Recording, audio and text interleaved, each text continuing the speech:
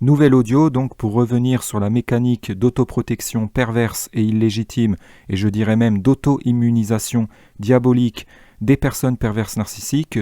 que je désignerai tout au long de cet enregistrement en improvisation par le sigle PPN, donc le premier P pour personne, le second pour perverse, le N pour narcissique. L'emploi de ce sigle me semblant particulièrement judicieux, puisqu'il permet de désigner donc autant les personnes perverses de sexe féminin que masculine, ce qui évite donc de promouvoir fâcheusement une conception sexiste de la perversion narcissique, de la perversité manipulatrice, et ce qui évite de pervertir la psychologie anti-perversion narcissique d'un unilatéralisme sexiste, malheureusement dénoté par beaucoup de psychologues autoproclamés, qu'on voit notamment sur YouTube, entre autres plateformes de vidéo streaming, où ces faux experts et fausses expertes en la matière se font de plus en plus nombreux. C'est très à la mode de parler à tort et à travers, à tout bout de champ, de la perversion narcissique, comme de s'accommoder à se dire victime d'une personne perverse narcissique dès qu'on est confronté à un de nos torts. C'est une facilité, ça fait partie des subterfuges, des ruses perverses de dédouanement illégitime face à la critique morale qui est souvent très mal acceptée. Donc de plus en plus de personnes moralistes se font enfermées dans une image de personnes perverses narcissiques parce qu'elles ont commis le crime entre guillemets de lèse-majesté de confronter des gens très orgueilleux à leur tort, à leur part de défaut, de les inviter donc à se regarder dans une glace, comme on dit de façon imagée, et à faire leur examen de conscience et à se remettre en question. Comme il y a beaucoup de gens dans cette société qui décuplent d'orgueil de jour en jour et qui se montrent toujours plus indisposés, et ce très problématiquement, à se remettre en question, il y a de plus en plus de folie en termes de diffamation, de jusqu'au boutisme dans la calomnie, de destruction de personnes en matière notamment de violence psychologique, mais pas que, puisque parfois la violence psychologique ne leur suffit pas et ils passent à de la violence physique en surplus. Et donc des gens qui se retrouvent broyés, qui se retrouvent damnés socialement, qui se retrouvent complètement criminalisés, diabolisés très injustement, très infernalement, parce que ces personnes ont eu l'audace morale, salutaire pourtant, de confronter des personnes très fautives qui s'avèrent être même parasitiques et problématiques pour la société, par leur comportement de gens décomplexés dans leur immoralité. Et parce que ces personnes, donc très fautives, n'ont pas voulu se remettre en question et pour ne pas perdre la face, pour ne pas que leur fausse image de gens bien sous tout rapport, très droits, insoupçonnables de quoi que ce soit de mal, leur image de couverture très fausse, pour ne pas que celle-ci soit compromise, se sont accommodés donc à diaboliser ces personnes lucides, ces personnes qui les dérangent, qu'elles craignent inavouablement, foncièrement, et qu'elles jalousent même encore plus inavouablement, s'accommodent à diaboliser ces personnes-là pour faire en sorte qu'elles ne soient pas crues par les gens, par l'entourage commun surtout, et qu'elles soient même ghostées. Voilà, pour pouvoir continuer leur cirque, pour pouvoir continuer de la faire à l'envers aux gens, de crapuler sous cape, continuer leur petit manège, d'escroquer aussi des gens relationnellement, puisque les personnes perverses narcissiques, en fait, arnaquent des gens en récoltant d'eux ce qu'elles ne méritent pas, en recevant sans avoir à donner en retour. Donc c'est de l'escroquerie sur le plan relationnel, c'est du manque aussi d'hygiène relationnelle, et donc des gens en fait qui se retrouvent souvent réduits à l'altruisme abnégationnel ou abnégatif, mais sacrificiel, voilà, surtout, et parfois même réduits à un masochisme qui s'ignore et qui donne beaucoup à des personnes perverses narcissiques sans recevoir en retour, qui se font totalement exploiter, sans même parfois s'en rendre compte, parce que les personnes perverses narcissiques ont l'art de conditionner donc ces gens à ignorer en fait qu'ils sont exploités, ce qui les permet donc de les maintenir sous leur coupe et de continuer de profiter de ces gens à leur insu, et même en leur suscitant le plus possible le sentiment d'être bien considérés, d'être respectés, d'être même bénis, chanceux, d'être en relation avec ces PPN, alors qu'en fait c'est à leur détriment. Donc il y a beaucoup de gens qui sont en quelque sorte esclavagisés, même parfois, piétinés, abusés de leur confiance assez intensément par des PPN, sans s'en rendre compte, et ça peut durer des années. Et une fois que ces personnes s'en rendent compte, quand elles réalisent alors qu'elles ont été victimes pendant des années à leur insu, qu'elles ont beaucoup donné injustement à ces personnes, qu'elles se sont fait entuber, avoir sur toute la ligne, ça leur fait tellement mal. La réalité de l'injustice de cette exploitation qu'elles ont subie, aussi l'intensité de leur aveuglement vis-à-vis de cette réalité qu'elles découvrent alors, leur fait tellement mal à l'ego, tellement blessante, que beaucoup cèdent plutôt à la facilité de se voiler la face, d'être dans le déni de cette réalité. Et il arrive souvent même que ces personnes alors tombent dans le syndrome de Stockholm, se voilent la face et recourent à l'inversion en s'auto-persuadant qu'elles n'ont jamais été exploitées, devenant en fin de compte les avocats zélés de leurs bourreaux. Voilà. Donc c'est pour ça que vous voyez notamment aussi des victimes qui se retrouvent à défendre des personnes perverses qui les manipulent, puisqu'elles en viennent alors à garder une image inversive, et même encore plus inversive qu'avant, de leur bourreau, pour ne pas voir que cette personne les a exploités, les a entubés, voilà, parce que ça les gêne de se confronter à la réalité. Donc là-dedans, ces personnes vont devenir complices avec leur bourreau PPN, contre elles-mêmes, et aussi se montrer exécrables, très violentes même parfois, notamment en matière de calomnie, à l'encontre de toute personne qui chercherait à les sortir de cette complicité et qui s'emploierait à démasquer publiquement notamment leur bourreau. Donc c'est ce qui fait notamment que des PPN ont en général un gros comité de soutien, qu'ils ont beaucoup de gens qui les défendent parce qu'il y a un consensus qui se forme entre leurs victimes en commun pour les couvrir. Des victimes qui finalement ne méritent même plus, comme je le disais dans un audio qui commence à dater, d'être qualifiées de victimes, puisqu'elles deviennent complices, à la fois contre elles-mêmes et à la fois contre les gens qui essaient de les raisonner et qui ne jouent pas le jeu de leur bourreau, réclamant presque que tout le monde de l'entourage commun, soit comme elles ou comme eux, et soit soumise aux caprices de leur bourreau, ait le même comportement qu'elles ou qu'eux, vis-à-vis de leur bourreau, et jusqu'à se comporter donc en dictateur de l'exaltation de leur bourreau. Ça va très très loin. Donc les PPN, ce qu'il faut bien comprendre, c'est que ce sont des personnes qui craignent à un point indicible les personnes moralistes, qui ont des valeurs, qui sont à cheval sur les principes moraux, qui ont un sens de l'intégrité morale, qui ont un sens de la justice, qui ne tolèrent pas l'exploitation, qui ne tolèrent pas le vice, qui ne tolèrent pas l'injustice. Ces gens savent très très bien repérer ces personnes-là et se mettent immédiatement sur la défensive en adoptant une stratégie de diabolisation de ces personnes. Dès qu'ils voient que ces personnes peuvent rentrer en interaction avec leur univers, avec leur entourage commun, ils anticipent, ils s'assurent d'avoir toujours un coup d'avance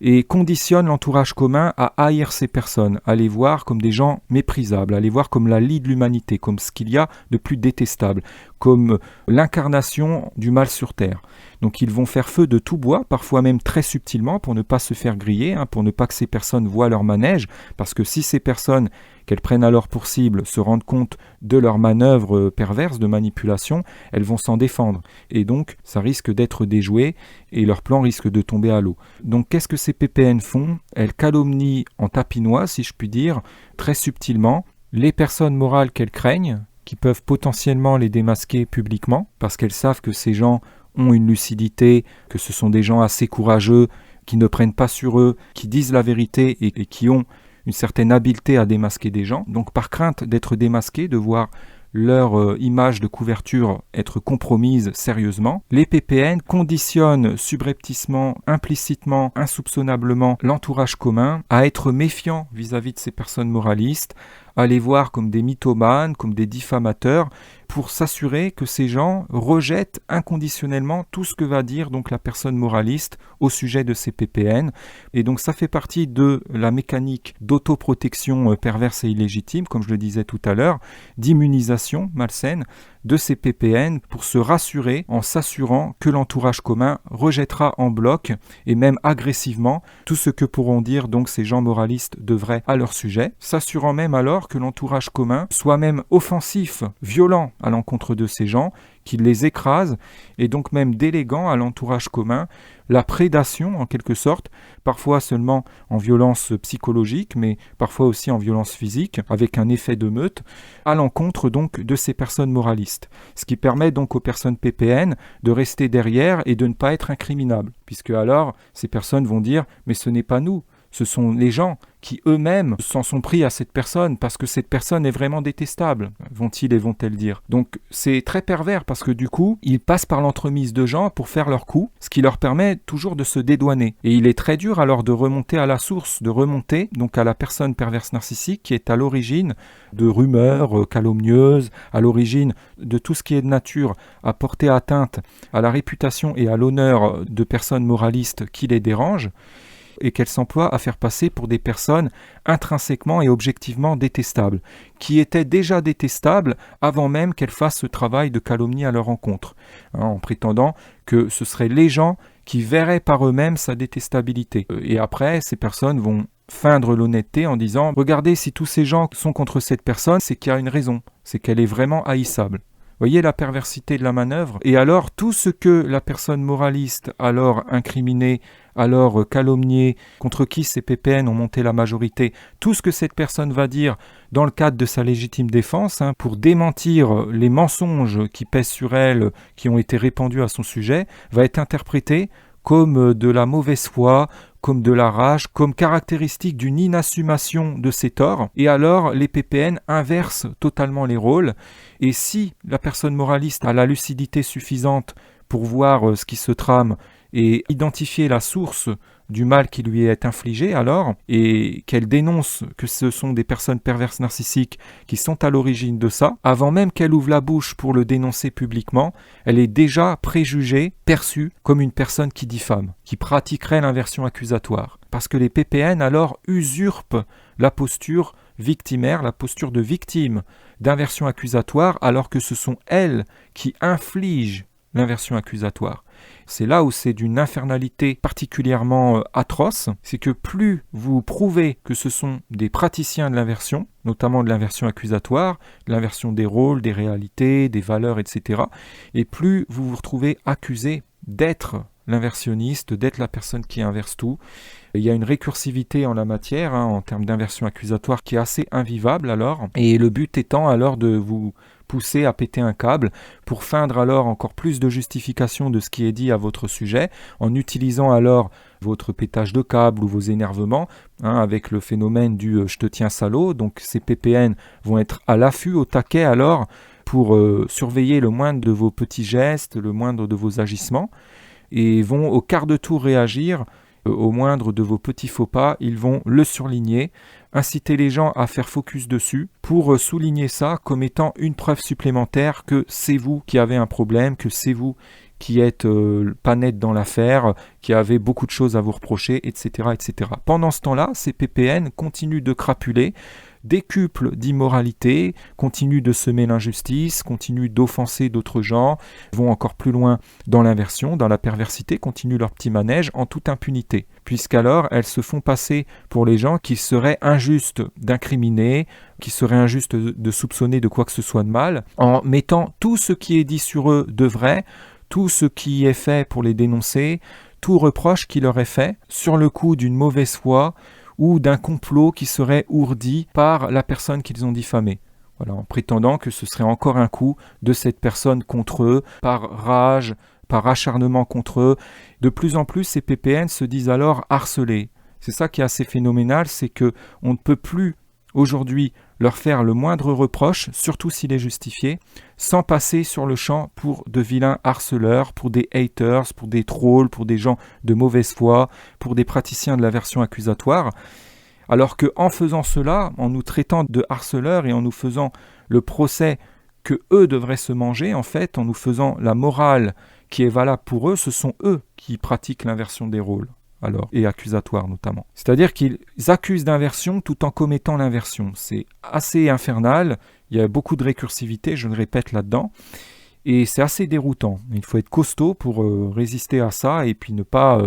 se faire retourner le cerveau, ne pas s'en mêler les pinceaux aussi. D'autant que tout est fait pour semer la confusion alors dans notre esprit, pour nous déstabiliser, nous faire culpabiliser aussi, pour nous susciter les pires ressentis, les pires sentiments aussi, les plus plombants, pour nous susciter une peur aussi, une trouille de nous défendre. Ça va très loin. Donc plus ces PPN parviennent à faire haïr par l'entourage commun, voire même par la majorité, et même unanimement, ce qu'elles parviennent souvent à faire, et plus elles sont rassurées, car elles savent que la personne qui présente un potentiel de démasquage de ce qu'elles sont vraiment peineront à être crues, peineront à rétablir la vérité. Ce qui caractérise les pires des personnes perverses narcissiques, c'est cette ultra confiance en leur pouvoir de tout retourner en leur faveur, de la faire à l'envers systématiquement aux gens, de pouvoir faire incriminer et damner par la majorité des gens, et même détruire, parce que ça va très loin, il y a souvent beaucoup de sadisme aussi en fond, toute personne moraliste qui ne jouerait pas leur jeu, qui commettrait le crime de lèse-majesté de ne pas être complice avec eux dans l'inversion, de ne pas les prendre pour leur contraire moral, de ne pas les surestimer, de ne pas les voir comme des gens géniaux, etc. C'est bien ça qui est vu comme criminel dans cette société moderne, le fait de ne pas participer à ce consensus massif, dominant, hélas, dans l'inversion des valeurs, dans l'inversion des rôles, de ne pas voir les crapules comme étant des gens merveilleux, de ne pas voir les gens bien comme étant des pourris, de ne pas participer à cet inversionnisme satanique. Il y a dans cette société, plus que jamais, une dictature de l'inversionnisme qui est devenu normatif. Il y a un conditionnement matriciel pour nous faire fonctionner à l'envers. Dès notre âge de conscience, tout est fait pour nous monter contre la morale, déjà en nous faisant croire que la morale, ce serait un carcan, quelque chose qui nous pourrirait la vie, qu'avoir des principes moraux et se prendre la tête, comme ils aiment dire, avec des réflexions morales, en faisant l'effort de se discipliner moralement, que ce serait se torturer, et que l'intelligence qui relèverait de la prise de la vie du bon côté, ce serait d'être immoraliste, d'être transgressiste, d'être dans ce fanatisme satanique, disons-le, de la transgression des interdits moraux, être je m'en foutiste vis-à-vis de la morale, être haineux des moralistes aussi, tirer perversement un plaisir d'aller toujours à contre-raison, à contre-morale, d'aller le plus loin possible même dans l'immoralisme et dans le vice, dans l'inversion, dans la tricherie, dans la manipulation, dans le mensonge, et de se foutre le plus possible de la gueule, donc des personnes moralistes, qui sont sérieuses, qui ont un sens des responsabilités, et même de les exploiter, de les puter le plus possible. Voilà l'état d'esprit dans lequel la majorité actuelle des citoyens modernistes sont, tristement, et c'est ce qui explique pourquoi la situation est si chaotique, pourquoi tout tourne à l'envers. Il n'y a pas à s'y tromper, la moralophobie de masse s'exacerbe de jour en jour alors qu'elle devrait s'amenuire, puisqu'il y a urgence de revenir au moralisme, de recouvrer un sens des valeurs véritables, un sens des valeurs morales, de se remoraliser, de se dépervertir, de se désinverser. C'est pour ça que j'avais intitulé plusieurs de mes anciennes chaînes censurées désinversion et celle que j'ai encore sur Odyssey. Donc le vrai travail révolutionnaire, c'est de se désinverser déjà soi-même, d'inciter les gens à se désinverser et à retrouver un sens des valeurs, à refonctionner à l'endroit, à retrouver la raison, à contre-dictature de l'inversionnisme et en développant le courage que cela nécessite. Puisqu'il faut du courage alors pour assumer de ne pas être inversif, tenir avec constance à contre-inversionnisme face donc à ces personnes perverses, narcissiques, très orgueilleuses, qui veulent maintenir le monde à l'envers, qui veulent que la majorité des gens continuent de tout inverser pour qu'ils aillent dans leur sens, qui veulent continuer de faire leurs lois dans ce monde, d'ailleurs qui se prennent pour les définisseurs du bien et du mal, qui veulent imposer leur conception de la morale à la majorité, jusqu'à prétendre que leur version de la morale,